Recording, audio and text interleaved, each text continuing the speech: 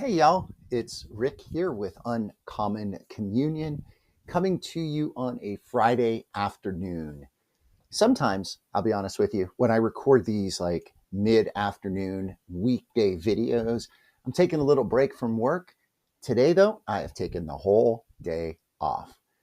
So I'd like to tell you a little bit about what I've been up to today. I would like to share a reflection from the Jesuit Ignatian Book of Days from a couple days ago. And more than anything else, perhaps, I want to say, yar, mateys. Because, yeah, today is Talk Like a Pirate Day. Sorry about that. I just couldn't resist. I will say this, though, about pirates. Everything I know about pirates, I learned in two places. One, from Pirates of the Caribbean Ride. Disneyland 1 is far better. And also from the more recent TV series, Our Flag Means Death. Look it up if you have not seen that. Nevertheless, y'all, we are not going to be pirates. We are going to be planetary pilgrims. So let us begin as we always begin by affirming, recognizing, celebrating, leaning into, and living into the reality that we are always and everywhere in the holy presence of the more and each other. I could not have picked a better fall day to take off. And the reason I did is because I got a busy week next week. I also have not taken a day off in a while. And I thought today would be a good one. And I started with something really, really great, which was going for a walk in a nearby metro park. That's what we call our like county parks in my area with a friend. And it's a close one. Those who live here in Columbus, it was Innis Woods Metro Park. It's kind of a arboretum conservatory. It's a very cool little park that is kind of right around the corner from my house. And walking with this friend made me realize, and this is a friend I've known for a long time, actually about 15 years, which is only having lived where I live for 19 years. He is one whom I have known almost that long.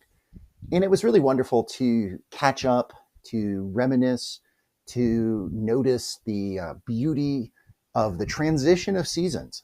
Yeah, it was kind of an odd time. This garden park, a lot of times is packed with people, photographers taking photos of the amazing flowers and blooms that are there. Well, most of those are dead because summer is over and things have been really dry here. And the fall colors have not yet come out in force because it's been pretty warm here. And it was this transition time. And it was really also the conversation we had was a transition time for me as well. Because in thinking about my past, it got me realizing how much I'm going to devote to writing my spiritual memoir. I've already written a little bit of it. I shared a piece of it a number of weeks ago here in the Uncommon Communion feed. I've been putting it off for a while, getting back to it. I want to write it and then type it. A few weeks ago, I bought a really cool little journal for it, but had not touched it until today, y'all. Till today. I sat down, began to write, and in so doing, I came up with the working title. And I want to share that with you here. Now, this is a working title, so it's open to feedback. I need to Google it, of course, to see if there's any other books with this title. But here's the title. The title is When All the Colors Bleed into One. When All the Colors Bleed into One. Astute, probably also Gen Xers watching or listening will know that is what I consider to be the pivotal lyric of what is my anthem. And quite frankly, probably a lot of people in Gen X, also their anthem. And that, of course, is the YouTube classic, I still haven't found what I'm looking for. And it is the verse where he really says, what he has found, what he believes. The singer, Bono, comes to this conclusion. And he says, the full lyric is, I believe in the kingdom come when all the colors bleed into one. you know I believe it, right? And that's really my story. This idea of, and my experience, what I've experienced over these last now 55 years of my life, with that all of the colors, and by me, the colors are denominations within the way of Christ, within the Christian church, and also spiritual mentors. When these are coming together, when they bleed into one, and that one is my journey, that one is me. And I'm going to tell this story.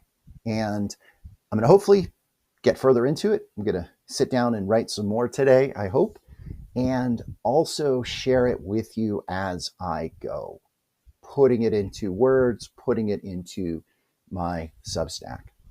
So keep open for that. I will probably share the story as I write it, kind of serialized, if you will, in unique and individual written posts, and tell you about that as I go, and you'll be able to see those posts as well.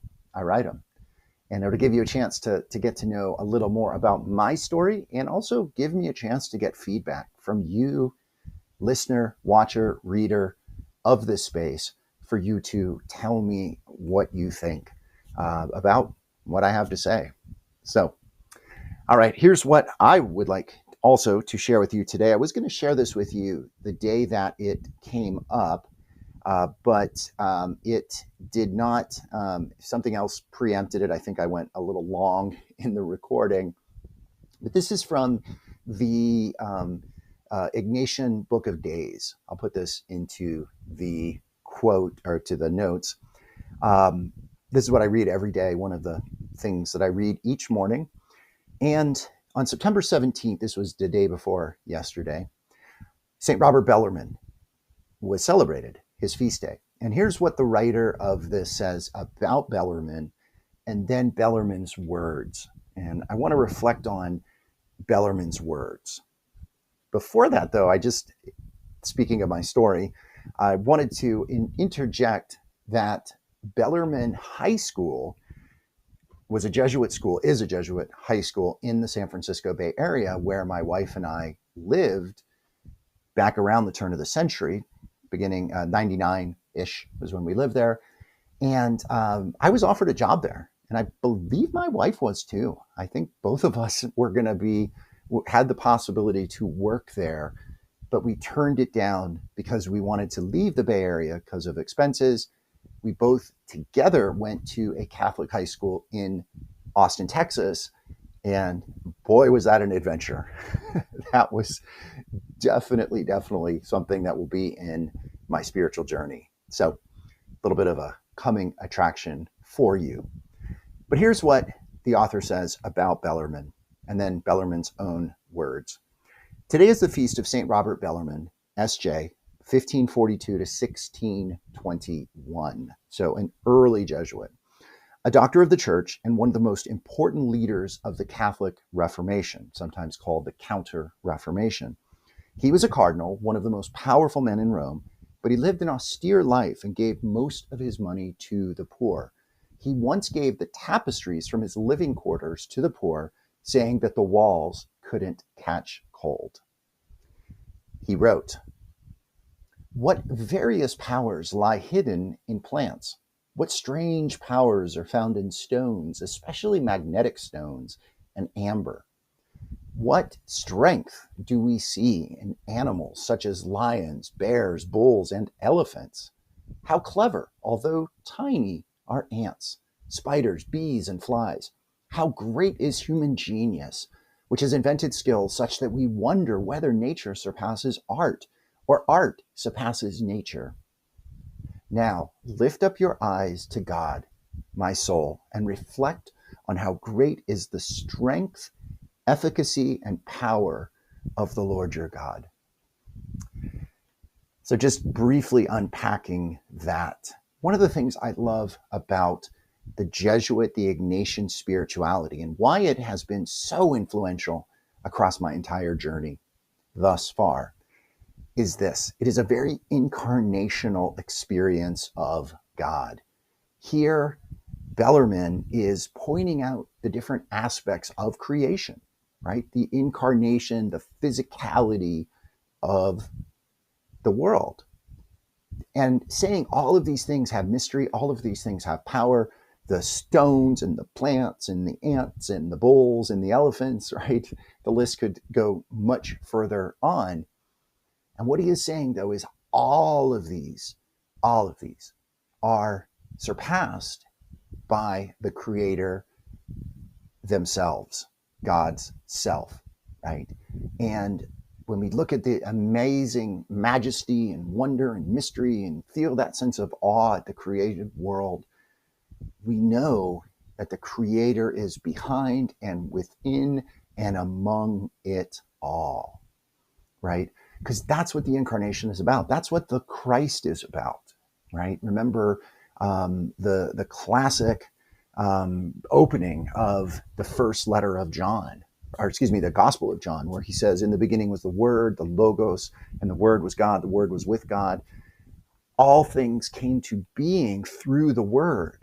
Well, that is the Christ, right? Through Christ, all things were made. And Christ is incarnate, present in all of creation, uniquely in the person, the singular person of Jesus, the Christ, who lived and preached and taught and loved and sacrificed and resurrected and is with us today. Those of us who are followers of his way affirm that. And yet, all of us are planetary pilgrims who are mindful of and aware of and walking in and journeying with all of creation. And it is by paying attention, being present to all of creation, that we know God and we experience God. I want to close with something that isn't really a prayer, but it's what is continued in the rest of this reflection.